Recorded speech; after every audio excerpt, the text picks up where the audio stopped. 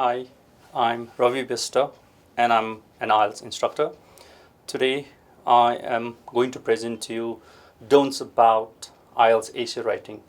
In other words, what you should avoid when you're writing an IELTS essay. Okay, I've brought down that as 5 major points and I'll be explaining you with examples as well. So the first thing that you should avoid when you're writing an IELTS essay is number 1 is contraction and abbreviation. So what is a contraction? A contraction is a negative short form of an auxiliary verb. For example, is plus not, is isn't, has plus not is hasn't.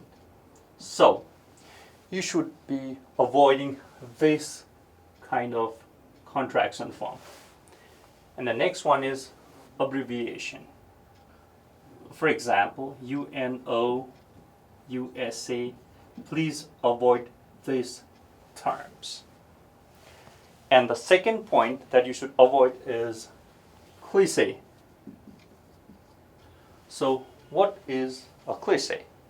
A cliché is an overused word that has lost its original meaning. It has been used so often that it no longer holds any meaning. For example, in the nick of time.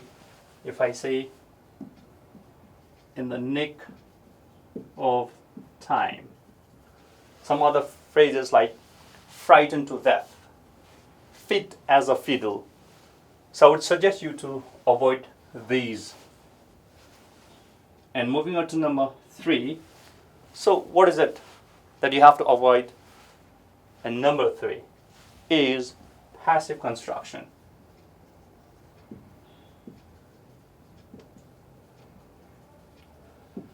Okay, for your information, writing in passive is not grammatically incorrect, but it's better to avoid this.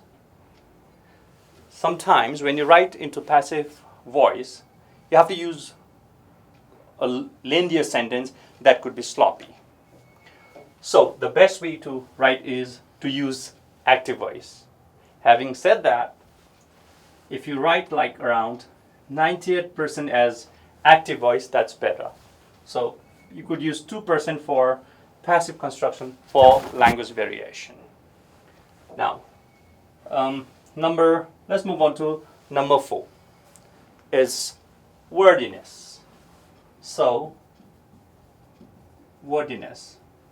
So, what is wordiness? A wordiness is a sentence that uses unnecessary words. You don't have to include those words, and it's not necessary. A sentence could be simpler, shorter, and meaningful when you avoid a lengthy sentence. Now, let me give you an example of wordiness. Now, if you say, I like a car which is unique. Now, this is what we call it as wordiness. This is unnecessary. You don't have to use the word which here. You could simply say, I like a unique car. Simple as that. Another example for wordiness would be, I like to go to a place which has beautiful scenery. So you could say, I like going to picturesque places. The example of wordiness is that. And now let's move on to number 5, which I think is very important for students to understand. So that is redundancy. So what is redundancy? Redundancy means using words that mean the same. For example, if you say, the school was established and founded. The term established and founded it means the same. So you could either write founded or you could just write establish. Another example I would say is example of, let's say, redundancy is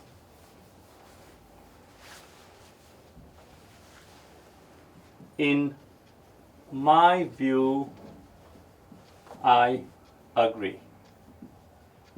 Now, this is a redundant statement. Why?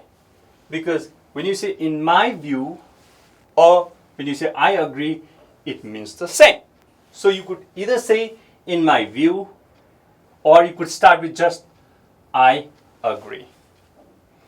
Another is the reason why.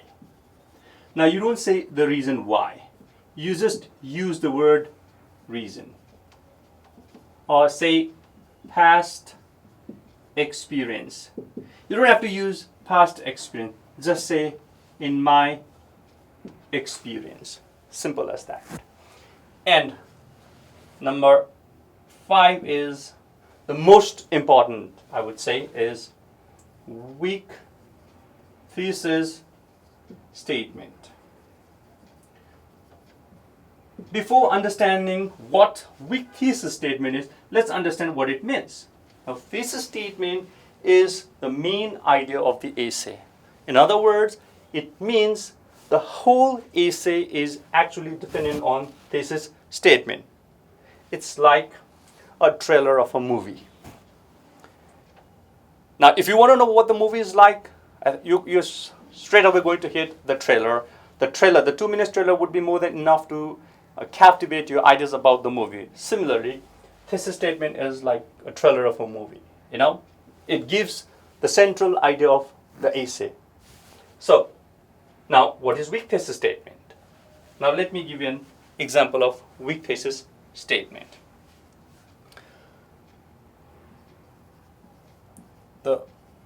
The government should ban public kissing. Now, this is a thesis statement, but this is a weak thesis statement for the fact that it does not give why the government should ban public kissing. So if there's a reason why the government should ban, that would be a good thesis statement. However, in IELTS essay, you don't really have to give reasons at the beginning of the introduction, but just make sure that you make a good thesis statement. A good thesis statement could even be without giving reasons, but it should be pertinent. It should be something debatable. Let me rewind what you should avoid when you're writing an IELTS essay once again. Number 1, you have to avoid is contraction and abbreviation. Number 2, avoid cliché. Number 3, avoid passive construction. Focus on active construction. And number 4, avoid wordiness. 5, redundancy. And the last one being avoid weak thesis statement. All right.